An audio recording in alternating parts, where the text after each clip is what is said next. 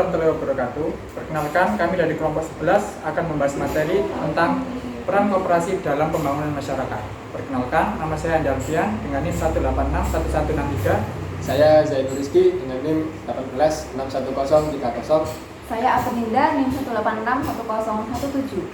Saya Rosinta Nurwahyuni NIM 1861068. Simak video kami ya. Hey guys, kalian ngerti nggak sih sebenarnya peran KUD di tiap-tiap desa yang ada di Indonesia itu apa sih? Soalnya kan masih bingung gitu, apalagi kan kayak di kota sini kan jarang banget ada KUD. Mungkin dari kalian ada yang tahu apa itu peran-peran dari KUD yang ada di tiap-tiap desa? Gini loh, sebelum mengenal KUD atau peran-peran KUD di desa itu ya, kalian itu harus tahu kenapa di desa itu kok ada KUD gitu loh. Kenapa KUD itu didirikan di desa tersebut? Alasannya itu simpel sih. Yang pertama, karena warga di desa tersebut kan biasanya itu jiwa gotong royongnya kan tinggi. Nah, kemudian tingkat SDM yang sangat rendah, terutama itu kesehatan. Jadi intinya KUD di situ itu untuk sebagai jembatan untuk ke pemerintah gitu, sehingga untuk menyampaikan keluh kesah masyarakat yang misalnya kayak kesehatannya rendah, kurangnya dokter, tenaga medis yang kurang, gak kayak di kota-kota. Jadi peran KUD itu sebagai itu, menurut saya itu. Jadi seperti kayak tanggung jawab pemerintah untuk desa tersebut agar perekonomiannya lebih meningkat gitu ya? Iya, jadi KUD juga bisa memajukan perekonomian warga sekitar, sehingga warga sekitar tersebut itu menjadi lebih maju gitu. Intinya KUD itu untuk penjembatan antara warga desa yang belum tersentuh dari bantuan pemerintah untuk salurkan ke pemerintah gitu. Oh iya. Adapun ciri dari masyarakat desa yang ada KUD-nya itu antara lain yang pertama, antar warga memiliki hubungan yang sangat erat. Yang kedua, kekeluargaan dijadikan sebuah pengikat antar warga dalam kehidupan yang berkelompok. Yang ketiga, sebagian besar warganya menghasilkan produk pertanian untuk memenuhi kebutuhan hidupnya. Yang keempat, kesenjangan sosial yang ada tidak terlalu besar selisihnya. Dan yang terakhir yang kelima ini, kesadaran masyarakat untuk mematuhi nilai dan norma yang berlaku di wilayahnya sangatlah tinggi. Oh, jadi gitu. Ya, jadi ya sangat-sangat tradisional lah kalau warga desa itu. Ya. Seperti itu. Nah, selain yang disebutkan tadi, ada beberapa aspek-aspek positif yang terdapat di pedesaan, terutama bagi peningkatan perekonomian dan usaha-usaha pembangunan masyarakat, yaitu jiwa gotong royong, musyawarah mufakat, dan semangat keluarga. Dengan pembinaan dan bimbingan yang mantap melalui KUD dan koperasi, pastinya akan segera mengubah tingkat kehidupan masyarakat dan perubahan wajah pedesaan. Oh ya, kita kan semuanya tahu ya bahwa kayak hampir semua masyarakat di Indonesia dimana yang jadi anak petani, UMKM, pedagang, peternak, dan hampir sebagian lainnya itu tinggalnya di pedesaan yang kondisi ekonominya itu lemah.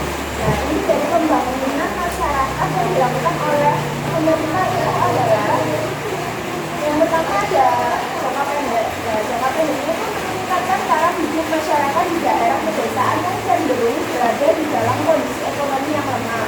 Yang kedua, jangka panjangnya adalah untuk mencapai masyarakat Indonesia yang makmur dan adil sesuai dengan Pancasila dan Undang-Undang Dasar 1945. Dan untuk alasan penyelenggaraan pembangunan yang ada di pedesaan itu ada beberapa alasannya. Yang pertama, karena jumlah penduduk yang digolongkan sebagai tenaga kerja banyak berada di pedesaan. Yang kedua, lebih luas dan suburnya lahan pertanian yang terdapat di desa. Yang ketiga, ketersediaan bahan baku yang sangat memadai. Kita tahu kan kalau persediaannya di desa itu sangat banyak. Dan yang keempat, jumlah pengangguran yang relatif banyak dan upahnya yang relatif rendah. Yang kelima, merupakan pasar yang potensial bagi pemasaran produk dikarenakan jumlah penduduk yang relatif banyak. Dan yang terakhir adalah karena sifat masyarakat pedesaan yang lama juga untuk mengajak kerjasama dapat diarahkan untuk tujuan usaha yang lebih positif seperti koperasi tersebut. Dan gitu. Nah, kalian tadi kan udah ngobrol banyak tuh ya mengenai KUD. Nah, sekarang aku mau ngasih tahu nih peran KUD dalam pembangunan masyarakat di setiap desa. Nah, untuk perannya itu untuk mengatasi pembangunan permasalahan ekonomi di setiap desa. Dengan adanya KUD ini, perekonomian yang ada di desa itu cukup membantu. Terus selain itu, peran KUD yang paling penting adalah membangun perekonomian pedesaan. Kegiatan yang dilakukan oleh KUD ini seperti mewujudkan swasembada pangan dengan pemberian kredit dan membangun proses serta pengolahan hasil.